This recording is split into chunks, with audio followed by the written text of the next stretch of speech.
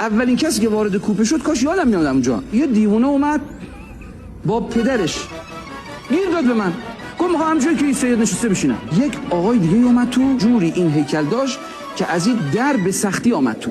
این آمد نشست و گفت که آقا من یک بیماری دارم حاج آقا، همین اول بگم که من معدم نفخ داره، یعنی هر یک رو از من صدا میاد.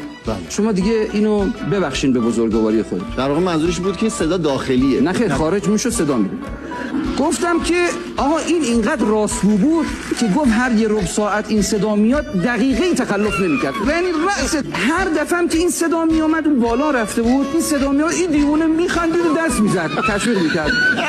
بین این دوتا افتاده بودم، میخواستم بخوابم که فردا به امتحان برسم. این صدا میومد، گوشامو گرفتم بالش گذاشتم که هر جور شده تحمل کنم. دیدم که آقا دود سیگار پیچید اینجا، تو کوپه قطار سیگار میشه. نگاه کردم بابای هم دیوونه است، سیگار روشن کرده فوت میکنه بالا. گفتم عمو جان توی کوپه کسی سیگار میکشه؟ گفت حاج آقا ما برای خود تو داریم این کارو میکنه، میخوام خنثی کنه اینجا یه خورده هوا عوض بشه. الله تا مشهد هر یک رو این مینواخت و این تشویق میکرد و خنثی میکرد. این